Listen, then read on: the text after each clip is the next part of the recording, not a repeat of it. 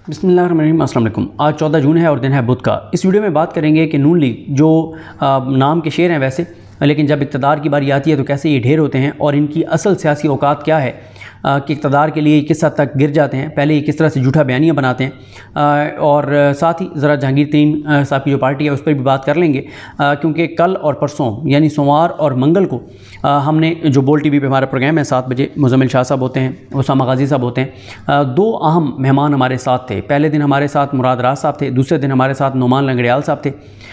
तो इन दोनों से हमने सवालात क्या किए उसकी भी तफसीलात आपके सामने रखता हूँ, क्या नए इंकशाफात हुए, क्या सूरत हाल सामने आई, और इसमें थोड़ा सा आपको अंदाज़ा भी हो जाएगा इस्तेकाम पाकिस्तान पार्टी की मौजूदा सूरत हाल का। लेकिन असल जो इंकशाफ है वो नुमान लंगड़ियाल साहब का है, और वो कितना बड़ा इंकशाफ है, उससे नून लीग किस तरह से एक्सपोज हुई है उस पर बात करेंगे। चलें स्टेप बाय स्टेप बात कर लेते हैं दोनों दिनों के अहम जो पॉइंट्स हैं उनके ऊपर। सबसे पहले जो मुराद राज साहब हैं उनसे मैंने पूछा सोमवार वाले प्रोग्राम में, मैंने कहा ये बताएं कि आपने तहरीक इंसाफ में जब आप थे आपने टिकट अप्लाई किया था, और अगर किया था तो क्या आपको टिकट दिया गया था? तो उन्होंने कहा जी बिल्कुल मैंने टिकट अप्लाई किया था, लेकिन मुझे पीटीआई ने टिकट नहीं दिया था। तो ये भी एक वजह हो सकती है इनकी पीटीआई से अलहदगी की, क्योंकि इन्हें टिकट ही नहीं दिया गया था। दूसरा मैंने कहा कि आपने अपनी एक पार्टी अनाउंस कर दी थी, आपने अपने ग्रुप डेमोक्रेट्स के नाम से अनाउंस कर दिया था। उसके बाद जहांगीर तरीन साहब ये चाहते थे कि आप उनके साथ शामिल हो जाएँ, तो आपने जब एक अपना ग्रुप अनाउंस कर दिया, आपने हाशिम डोगर साहब ने आपने अपनी पार्टी अनाउंस कर दी। तो जब भी कोई पार्टी अनाउंस करता है, जब भी कोई ग्रुप अनाउंस करता है, कोई और पार्टी अगर चाहती है कि वो ग्रुप उनकी पार्टी में जम हो जाए, तो उसका सरबराह उसके घर चल के जाता है। तो क्या तरीन साहब आपके घर चल के आए थे? तो उन्होंने कहा कि जी वो मेरे घर नहीं आए थे, लेकिन हमारी मुशावरत हुई थी तो सब उधर जा रहे थे तो मैं भी उधर चला गया। तो ये भी बड़ा हैरान कुन है कि आप अपनी पार्टी अनाउंस कर रहे हैं, अपना ग्रुप अनाउंस कर रहे हैं, और आप जा ही नहीं रहे वहाँ पे, वो आपके घर ही नहीं आ रहे आपको दावत देने, और आप खुद जाके जो है वो शामिल हो गए। तो ये एक चीज़ थी।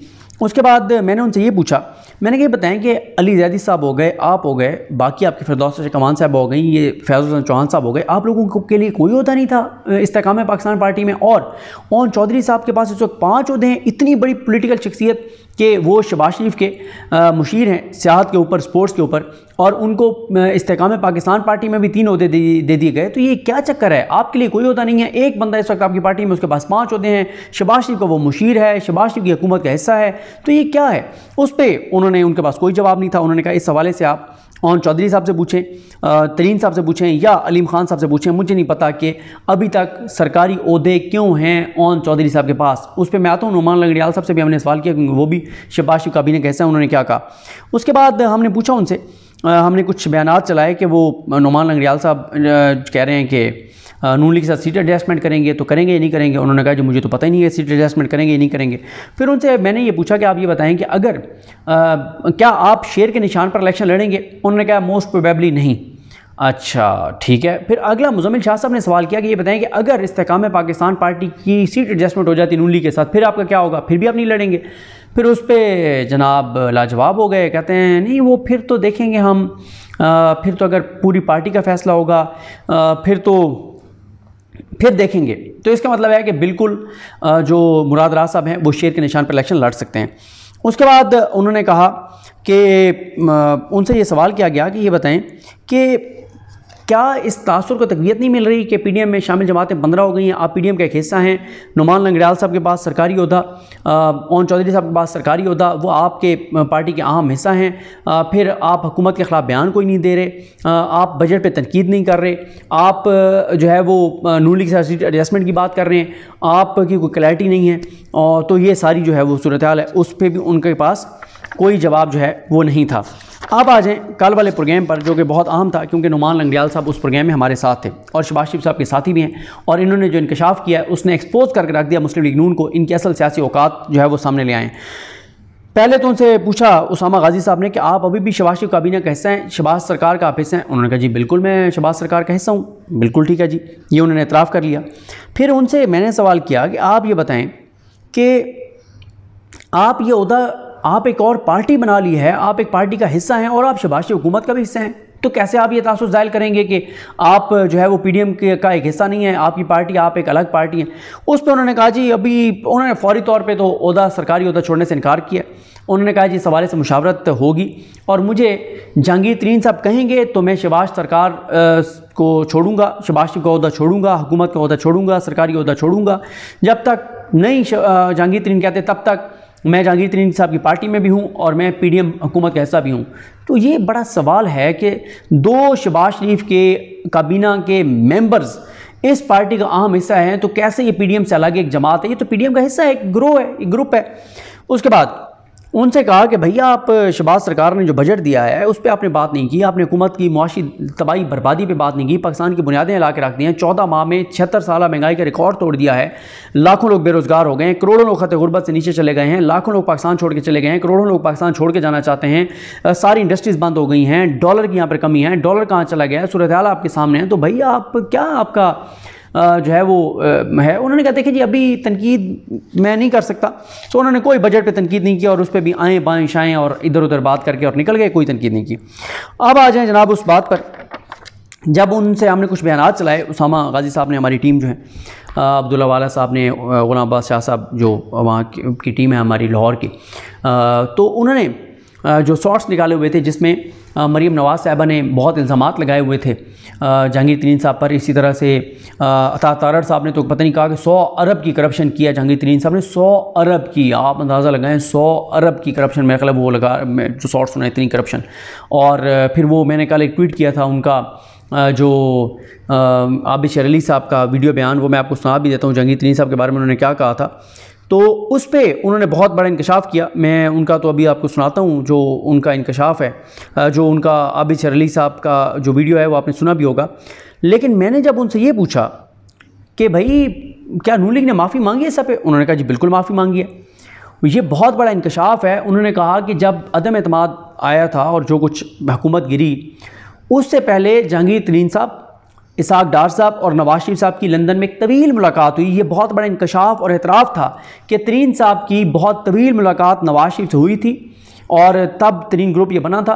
और उसके साथ उन्होंने कहा कि उस मुलाकात में ही शायद जो है वो माफ़ी मांगी गई है। यानी नवाज शरीफ जो यहाँ पे कस्में कुराने उठाते थे कि मैं ये कर दूंगा, मैं वो कर दूंगा, डट जाऊंगा, लड़ जाऊंगा, मर जाऊंगा, पीछे नहीं हटूंगा, अवाम का बड़ा दर्द है, पेट में मरोड़ उठते थे अवाम के, और उस वक्त इनको लगता था तरीन साहब बड़े गलत आदमी हैं।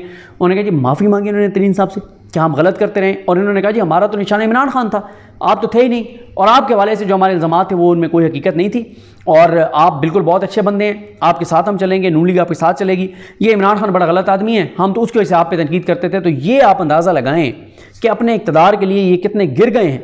जो शहबाज शरीफ के ख़ानदान के बारे में, मरीम नवाज़ साहिबा के वालिद साहब के बारे में, मरीम नवाज़ के बारे में, जो शहबाज शरीफ साहब के जो साथी नोमान लंगड़ियाल साहब बता रहे हैं कि माफ़ी मांगी है नून लीग ने जहांगीर तरीन साहब से कि जी हम आप पे झूठे इल्ज़ामात लगाते रहे, तो ये करते हैं।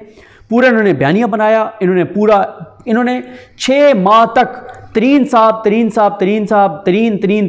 चीनी चोर, फलाना ढीना, ये इनकी ज़बान पे रहा। इन्होंने पूरा बयानिया बनाया, पूरे जलसे किए, पूरे टॉक शोज़ करवाए, जियो ने पूरे प्रोग्राम किए।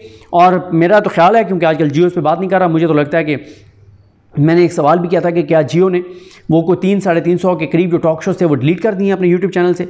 वो शाहजेब खानज़ादा साहब ने ट्वीट से अपने डिलीट कर दिए जो तरीन साहब के ख़िलाफ़ थे। तो ये मामला क्या है, माजरा क्या है? और इसी तरह से जो ये हैं जो इनकी अगर आप बात करें, जो ये अता तारड़ साहब, ये सारे अब कोई बात नहीं है, वो कोई बयानी नहीं है, कोई बात नहीं है। अगर तरीन साहब ने 100 अरब की करप्शन किया तो आप तो आपके साथ ही हैं, तो आप फिर झूठे थे तो आप मीडिया पे आके माफ़ी मांगे। ये क्या कि आप माफ़ी मांग रहे हैं उनसे, आप चुपके में उनसे माफ़ी मांग रहे हैं, और मांग भी बड़े मियाँ साहब खुद माफ़ी मांग रहे हैं, और इसाक डार साहब माफ़ी मांग रहे हैं। आप अंदाज़ा लगाएं, छोटे मोटे शख्स ने भी माफ़ी नहीं मांगी। अब आप ज़रा देखें उस वक्त तरीन साहब के बारे में क्या कहते थे, ज़रा ये सुनिए इनका, आबिद शेर अली साहब का, ताकि आपको थोड़ा सा ये अंदाज़ा हो इनका कि ये किस तरह से ये बयानियाँ बनाते हैं और किस तरह से ये झूठ बोलते हैं। और बाद में जब इनको इक़्तिदार लेने की बारी आती है, जब इन्होंने इक़्तिदार लेना होता है, तो फिर ये भाग के और माफ़ियाँ मांगते हैं और माफ़ी तलाफ़ी करके, और ये कहते हैं जी हम झूठे थे, हम झूठ बोल रहे थे, हम गलत बयानी कर रहे थे। ज़रा सुनिए आबिद शेर अली ने क्या कहा था, ये लंदन में तरीन साहब के घर के बाहर। मैं पाकिस्तान के जो सबसे बड़े डॉन शुगर माफिया, जिसको चीनी चोर कहते हैं, जो इमरान खान का स्पॉन्सर, जिसका नाम जहांगीर खान तरीन है, ये आज मैं, जिसने पाकिस्तान के गरीब हारियों और जो पाकिस्तान के किसान हैं उनकी दौलत लूट के, ये सैकड़ों एकड़ पे मुहित उसका ये घर, फार्म हाउस है, जो पाकिस्तान की अवाम के खून पसीने का पैसा है, वो इस चीनी चोर ने यहाँ पर लाकर पाकिस्तान के गरीब अवाम के पैसों से ये अपना आलीशान घर, जो तकरीबन सैकड़ों एकड़ों पे मुहित है, इसकी मालियत तकरीबन 8 से 10 मिलियन पाउंड है। मेरा सवाल है कि ये कांस्टेबल का बेटा, एक पंजाब यूनिवर्सिटी में लेक्चर देने वाला, ये इतने बड़े बड़े घर जो लंदन का इलाका न्यूबरी है वो कैसे बना सकता है? मेरे प्यारे पाकिस्तानी, ये वही घर है जिसके ऊपर सुप्रीम कोर्ट ऑफ पाकिस्तान ने इस चीनी चोर जहांगीर खान तरीन को नाअहल करार दे दिया। ये बीमारी का बहाना लगाकर इमरान खान ने इस चीनी चोर को मुल्क से फरार करवाया, इस फ्रॉडिये को मुल्क से भगाया। ये चीनी चोर बीमार नहीं है जिसका नाम जहांगीर खान तरीन है, ये चीनी चोर बीमार नहीं है। यहाँ पे इसने पिछले 3 महीने से तकरीबन पाकिस्तान के गरीब आवाम का 10 अरब रुपया यहाँ पर लंदन में ट्रांसफर किया, और इसमें FIA भी शामिल है, पाकिस्तान के वो अदारे भी शामिल है जिनको पता है कि इस चीनी चोर ने 8 अरब रुपया यहाँ पर ट्रांसफर किया पिछले 3 महीनों में। वो किन सोर्सेज के जरिए आया, वो किसके जरिए आया, और इसका भी सवाल जवाब देने वाला लेने वाला, क्योंकि इस पाकिस्तान में इमरान खान का ये स्पॉन्सर है, इमरान खान का करता धरता है। इस पूरे स्कैंडल के अंदर इमरान खान और उसकी मशीनरी शामिल है। ये जो बीमारी का बहाना करके ये आया है, ना कोई बीमार है, ना कोई इसको कोई ऐसी मुहलक बीमारी है। यहाँ पे स्विट्जरलैंड से बैंकर्स के साथ मिलने आया है। कोरोना वायरस की वजह से लंदन में प्रॉपर्टीज भी नीचे गई है।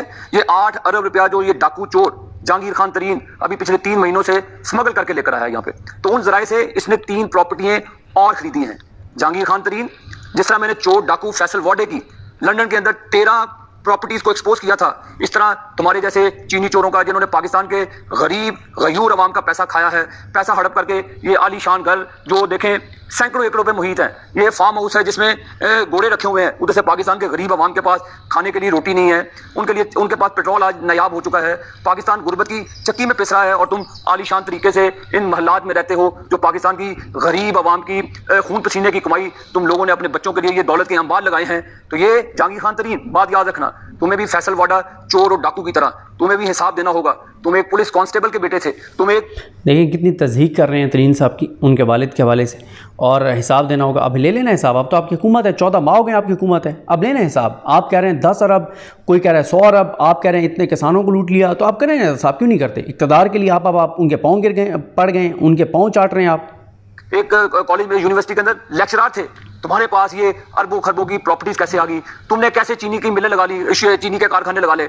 इसका हिसाब तुम डाकू और चोर को देना होगा। पाकिस्तान की आवाम, पाकिस्तान के गरीब किसानों का लूटा हुआ पैसा तुम्हें वापस करना होगा। मेरी बात याद रखना जहांगीर खान तरीन, जिस तरह ये तुम्हारा सैकड़ों एकड़ों पे घर मुहित है, इसी तरह जो तुमने 3 और पाकिस्तान के लोगों के खून पसीनों की प्रॉपर्टी के पैसों से प्रॉपर्टीज बनाई है, तुम्हें एक एक पैसे का, एक एक पाई का हिसाब देना होगा। पाकिस्तान जिंदाबाद। ये आपने देखा आबिद शर अली साहब ने ये किया था, और अब लें साहब, हम माफ़ी मांग रहे हैं। नुमान लंगड़ियाल साहब ने बता दिया, जो शहबाज शरीफ की काबीना का हिस्सा हैं, कि इन्होंने माफ़ी मांगी है। और माफ़ी भी किसने मांगी है? बड़े मियाँ साहब ने। बड़ी माफ़ी थी, ज़ाहिर है बड़ा इक़्तिदार था, बड़ी लालच थी, बड़ी पस्ती में गिरना था, तो ख़ुद उन्होंने मियाँ साहब ने माफ़ी मांगी और इसाक डार ने माफ़ी मांगी है। तो ये इनकी हकीकत है, ये इनकी सूरत हाल है। बाकी मैं आपको बता चुका हूँ अहम पॉइंट्स 2 प्रोग्राम्स के।